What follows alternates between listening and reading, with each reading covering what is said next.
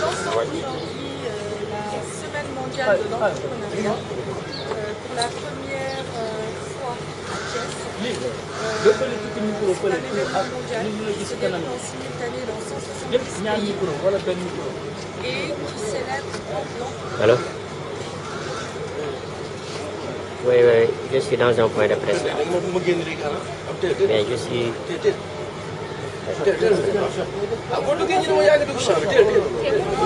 Allô? Alors, vous m'excusez une minute là. Eh, oh, allez, vous sur le TV. L'idée autour de cet événement, c'est de magnifier et célébrer l'entrepreneuriat. Les entrepreneurs sont de véritables pourvoyeurs de croissance. Nous devons les accompagner. Et c'est pour ça que cette semaine est dédiée à porter la voix des entrepreneurs auprès des décideurs publics pour faire de l'entrepreneuriat le poumon de l'économie sénégalaise.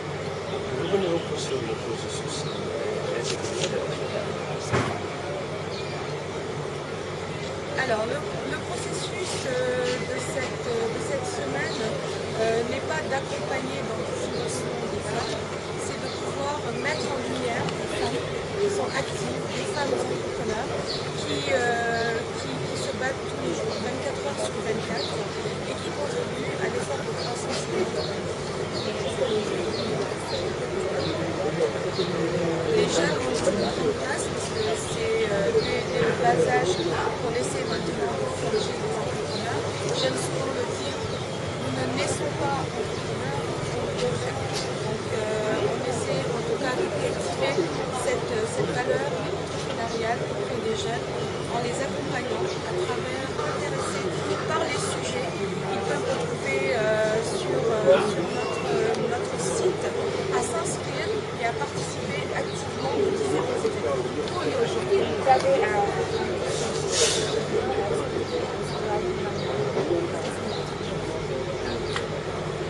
le citoyen lambda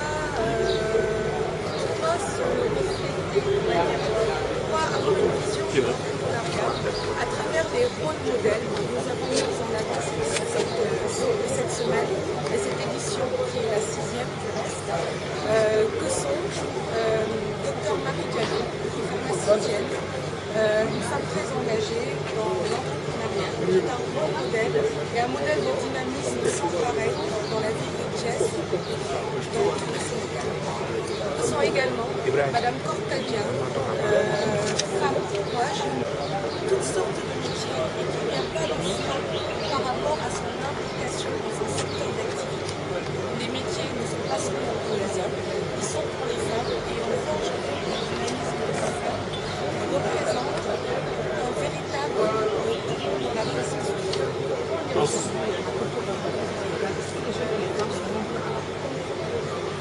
Les jeunes et les femmes entreprennent de plus en plus parce que l'entrepreneuriat est une voie de salaire, c'est une alternative contre le problème du chômage et donc ils commencent à cultiver cela. Les écoles de formation, en tout cas, proposent de plus en plus des modules autour de l'entrepreneuriat. Des actions étatiques sont également mises en place pour accompagner ces jeunes, même si elles ne sont pas assez visibles. Et aujourd'hui,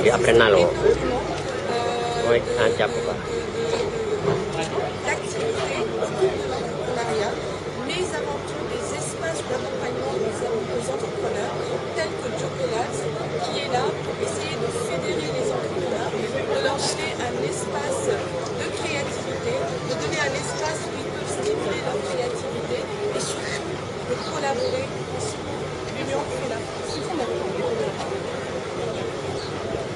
Les retombées autour de cette semaine seront tout d'abord une prise en conscience de nos décideurs publics de l'importance de l'entrepreneuriat dans le pays. Une prise de conscience dans la mesure où c'est un appel pour nous vers ces décideurs publics de prendre davantage en compte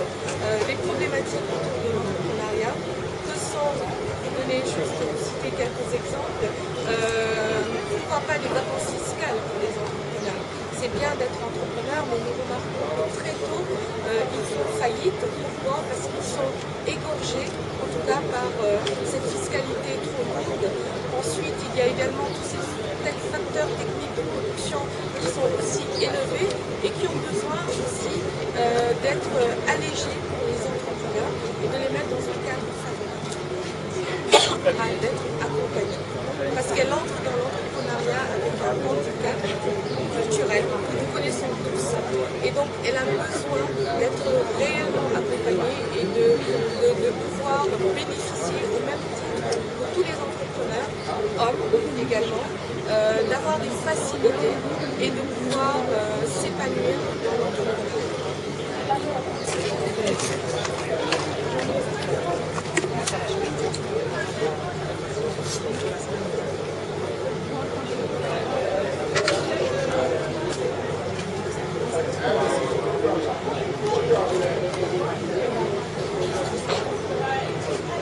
Je vais déjà féliciter l'initiative qui permet justement de fédérer des entreprises, des entrepreneurs, des artisans, des jeunes, élèves, étudiants et chercheurs d'emploi.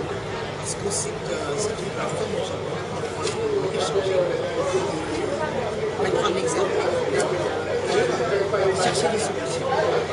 La directrice exécutive est déjà vraiment grandi. Les jeunes, l'entreprise, aujourd'hui c'est la porte ouverte. C'est vraiment la première solution pour toutes les femmes, toutes les jeunes, c'est-à-dire toute la partie vulnérable de la société. Parce que pour entreprendre, il suffit d'avoir une bonne idée, d'avoir une vision, et de dire voilà, j'y vais, mais tout ce qui m'attend, je le sais, il faut être allé, réaliser un master d'année, il faut être motivé, il faut être intègre à travailler, réussir son idée, et surtout avoir de l'innovation. Éviter tout ce que je leur demande, c'est vraiment d'éviter le copiage. Le Sénégal dit que quelqu'un fait une chose, au bout de quelques mois, quelques années, on innove. On peut travailler dans le même secteur, parce qu'il y a toujours quelque chose à faire, mais partir avec sa vision. Et ça, dans ce secteur, ce serait bien.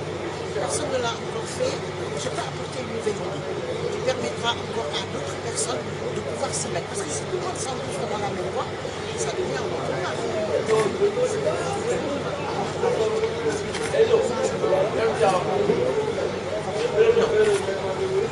du tout.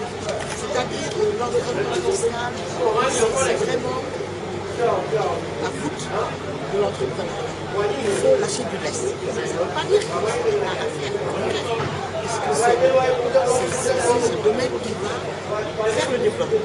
Mais ne pas considérer dans tous les pays du monde aujourd'hui, si un jeune va faire simplement l'exemple d'un domaine que je connais bien, dans la parapharmacie à Côte d'Ivoire, la pharmacie c'est un secteur du fond, c'est un secteur qui a des pharmaciens. L'État pour désengorger justement cette population pharmacienne qui a déjà une grande place, pour pouvoir faire que tout le monde se partage le même système, c'est-à-dire pour les pharmaciens qui ouvriront une pharmacie, voilà les avantages que j'ai vu ça, la fiscalité, etc. Ça c'est important. Et ça va ouvrir une brèche d'autres pharmaciens aujourd'hui, et cette transmission on est là aussi pour parce qu'une pharmacie qui est à chaque porte, ça coûte cher dans un pays. Voilà, c'est ce genre d'accompagnement institutionnel qui est absolument nécessaire. Douja Garbi, participative Afrique et Méditerranée. On travaille principalement sur le crowdfunding. Vous savez aujourd'hui que dans l'entrepreneuriat, et on en parlait tout à l'heure avec mes dames qui m'ont précédé, l'importance de l'entrepreneuriat dans nos pays, on a particulièrement en Afrique. Les jeunes viennent de plus en plus vers l'entrepreneuriat et le challenge reste quand même l'accès au financement. Le crowdfunding ou le financement participatif est un nouveau mode de financement que nous essayons de transmettre, d'expliquer, de promouvoir dans les pays en Afrique et en Méditerranée pour aider les entrepreneurs à accéder à des fonds pour créer leurs propres entreprises, pour démarrer leurs projets et aussi pour le développement des territoires, le développement des pays, le développement économique parce qu'aujourd'hui l'économie mondiale et l'économie dans nos pays a besoin d'innovation financière, on a besoin de nouveaux produits financiers qui correspondent un petit peu ce que veulent faire les jeunes, les startups, etc. en matière d'entrepreneuriat et de lancement de projets. Voilà, donc on est là, on organise le forum du crowdfunding en Afrique, c'est le premier, à Dakar. On le fait le 15, le jeudi 15 novembre, dans le cadre de la Semaine mondiale de l'entrepreneuriat, en partenariat avec Jocolabs et l'AFD et l'OIF.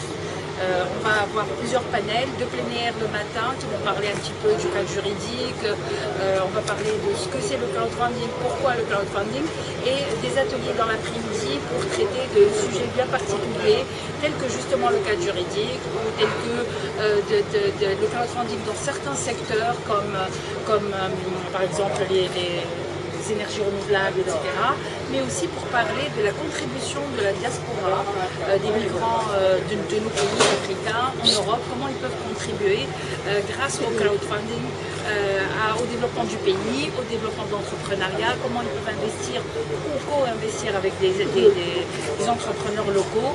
En tout cas, c'est vraiment une innovation en matière de financement qui mérite d'être partagée entre nous dans nos pays pour qu'on puisse en bénéficier et faire bénéficier les jeunes et les femmes pour créer des entreprises. C'est quoi la mission? C'est quoi la spécificité du crowdfunding? Pardon? La spécificité du crowdfunding. Alors, la spécificité, crowdfunding au financement participatif, c'est un peu un financement par la foule. On met un projet sur une plateforme web et au lieu d'avoir un investisseur ou deux, on va avoir peut-être une centaine, voire des milliers d'investisseurs qui mettent des petits montants et qui arrivent à financer un projet. Et il y a beaucoup d'expériences très réussies, notamment aux États-Unis, en France, qui montrent que des startups décollent rapidement dès qu'on est financé à travers le crowdfunding, mais aussi ça donne des arguments pour qu'il y ait d'autres investisseurs qui viennent, ou même des banques qui viennent financer, puisqu'il y a des milliers et des centaines de personnes qui ont fait confiance. Donc c'est que le produit peut être bien, peut réussir, et donc on peut ramener des fonds d'investissement, des banques derrière. Ça permet de lever des fonds.